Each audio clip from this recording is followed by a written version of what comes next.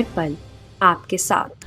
नमस्कार, स्वागत है आपका हर पल न्यूज में। मैं हूं आपके साथ नाजनीन खान। चलिए नजर डालते हैं देश और दुनिया की तमाम बड़ी खबरों पर।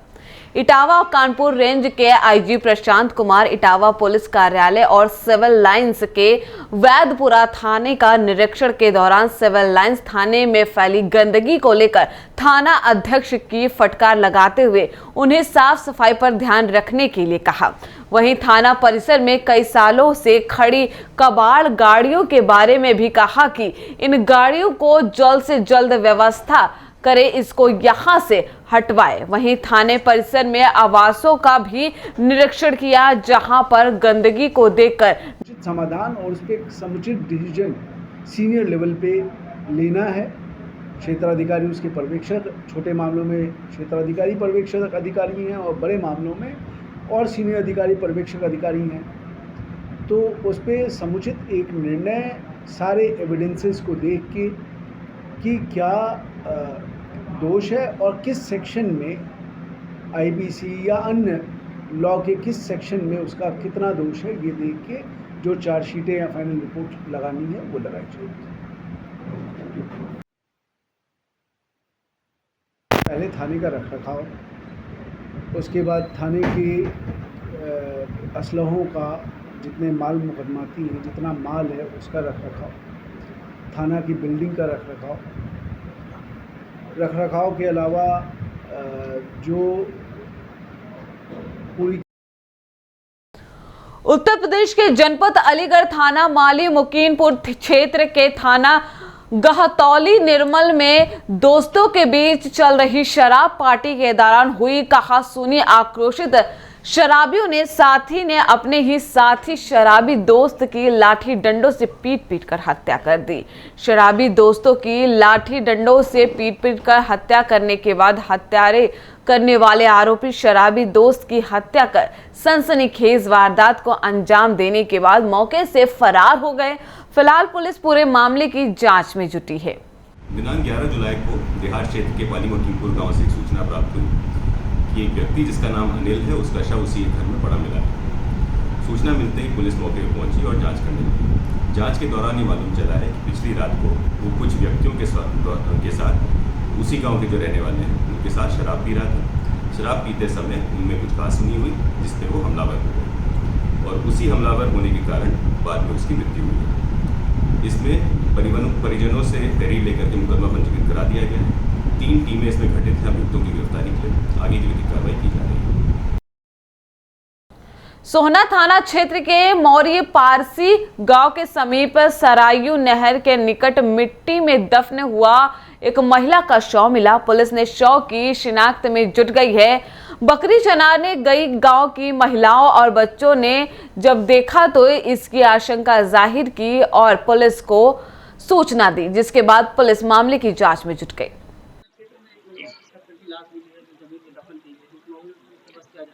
एक सूचना कल थाने को प्राप्त हुई थी। जब कुछ बच्चे वहां जानवर चराने के लिए गए थे तो उन्होंने उसको देखा और लगभग वो 15 से 20 दिन पुरानी वो डेड बॉडी है और इसमें शव को निकाल करके उसको पोस्टमार्टम के लिए भेजा गया है। अभी उस डेड बॉडी की पहचान नहीं हो पाई है और इसमें पोस्टमार्टम रिपोर्ट के आधार पर इसमें उचित वैधानिक कार्रवाई की जाएगी। इसमें कटी हुई लाश थी और इसमें हम लोग पोस्टमार्टम करा रहे हैं और उसकी शिनाख्त की भी कार्रवाई करा रहे हैं। इसमें अभियोग दर्ज करा करके इसमें अलीगढ़ में स्वास्थ्य सेवाएं राम भरोसे हैं। पहले से ही डॉक्टरों की कमी है, उसके बाद डॉक्टरों के ट्रांसफर से स्वास्थ्य सेवाएं बदहाल हो गई है और कुछ बची हैं वह ड्यूटी पर तैनात डॉक्टर अस्पताल में नहीं उपलब्ध होने के कारण मरीजों के हालात खराब हैं। आपको बता दें कि ड्यूटी पर तैनात डॉक्टर सरकारी काम या कोर्ट का काम देखने या मरीजों को उनको अस्पताल में ना रहने से मरीजों को काफी समस्याओं का सामना करना पड़ रहा है। डॉक्टरों के ना रहने से मरीजों का हाल बेहाल है। मैम, अल्ट्रासाउंड डिपार्टमेंट के बाहर एक पोस्टर लगा है कि डॉक्टर साहब छुट्टी पे गए हैं और अल्ट्रासाउंड नहीं हो सकता, क्या कहेंगे इसको लेकर? डॉक्टर साहब हमारे छुट्टी पे नहीं है। वैसे तो हमारे अल्ट्रासाउंड वाले डॉक्टर साहब का ट्रांसफ़र ही हो गया है। सभी परेशान घूम रहे हैं कि क्या करना है उस बारे में। लेकिन फ़िलहाल आज के लिए जो है हमारे डॉक्टर साहब का कोर्ट एविडेंस है वो कोर्ट गए हुए हैं। अब ये क्यों और किसने लगाया मैं इसको दिखवाती हूँ, लेकिन फ़िलहाल इस समय डॉक्टर साहब नहीं है और कोर्ट में है इस समय वो। मैम मरीज जो परेशान हो रहे हैं उसका क्या होगा? मैं इसको दिखवाती हूँ कि व्यवस्था बिल्कुल ऐसी रहनी चाहिए, लेकिन थोड़ा सा मैं ये भी कहूँगी कि क्योंकि अब ये ट्रांसफ़र की वजह से थोड़ा अव्यवस्था हो गई है, लेकिन मैं इसकी वजह नहीं मानती कि ऐसा होना चाहिए। केंद्रीय कपड़ा मंत्री पीयूष गोयल ने हरियाणा के लिए एक बड़ी सौगात देते हुए राष्ट्रीय फैशन प्रतियोगिता संस्थान का उद्घाटन किया। इस अवसर पर मुख्यमंत्री मनोहर लाल खट्टर ने प्रदेश को राष्ट्रीय महत्व का संस्थान देने के लिए प्रधानमंत्री नरेंद्र मोदी और केंद्र सरकार का आभार भी व्यक्त किया।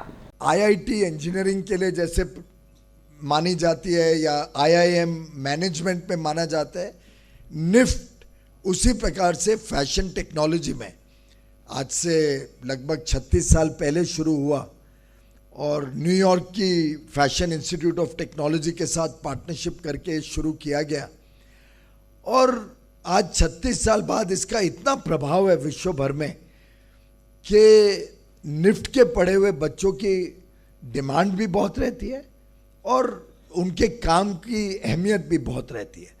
जिस प्रकार से माननीय खट्टर जी ने बेटी बचाओ बेटी पढ़ाओ को इतनी प्राथमिकता दी कि आज हरियाणा के आंकड़े ही बदल गए। हरियाणा में आज महिलाओं को जो सशक्तिकरण हुआ है, जो आज स्थान मिला है, वो अपने आप में शायद हमारे हरियाणा के इतिहास में अनोखा है। आज का दिन एक नई चीज़ जिसको मैं कह सकता हूँ कि चाहे वो युवाओं के जीवन में उनका दिशा बदलने का काम एक नए आयाम के साथ एक इंडस्ट्री को भी एक अच्छा आयाम टेक्सटाइल में ये जो निफ्ट का एक प्रकल्प जिसकी शुरुआत आपसे पहले जो कपड़ा मंत्री उस समय थी 2016 में मैडम स्मृति ईरानी जी, उस समय हमने इसका शिलान्यास किया था और आज ये बनकर तैयार हुआ है। आपके हाथों से इसका उद्घाटन हुआ है। आपको मैं बहुत बहुत धन्यवाद करता हूँ। आपको सभी विद्यार्थियों को शुभकामनाएं, हार्दिक बधाई देता हूँ। साथ ही अपने देश के प्रधानमंत्री श्री नरेंद्र मोदी जी का भी मैं आभारी हूँ, क्योंकि आत्मनिर्भर भारत के अंतर्गत जो विभिन्न प्रकार के आयाम हैं वो सभी प्रांतों में अलग अलग प्रकार से उनका क्रियान्वयन हो रहा है। तो उस ऐसे केंद्र निफ्ट जैसे केंद्र को उन्होंने हरियाणा में दिया है, इसके लिए उनका भी मैं आभार प्रकट करता हूँ। भाई बहनों, ये निफ्ट का 17वां केंद्र है देश में। लगभग 35 साल से निफ्ट ये खुलने शुरू हुए और 17वें केंद्र के रूप में जो आज हमको बताया गया कि वहाँ के बाकी जगह तो देखा नहीं, लेकिन जिस प्रकार का ये भवन है ये सभी निफ्ट के केंद्रों में सर्वोत्तम भवन ऐसा बताया जा रहा है। वहीं हरियाणा के स्वास्थ्य परिसर और स्वास्थ्य परिवार कल्याण मंत्री अनिल विज ने कहा कि मलेरिया को समाप्त करने की दिशा में राज्य के 7 जिलों को वर्ष 2021 के दौरान 0 केस प्राप्त हुए, अर्थात राज्य के इन 7 जिलों में रहने वाले हरियाणा निवासियों में मलेरिया की बीमारी नहीं हुई। उन्होंने कहा कि वर्ष 2016 से अब तक राज्य में किसी भी व्यक्ति की मृत्यु मलेरिया की वजह से नहीं हुई। तो फिलहाल खबरों में इतना ही। देश और दुनिया की तमाम बड़ी खबरों के लिए देखते रहिए हर पल न्यूज। नमस्कार।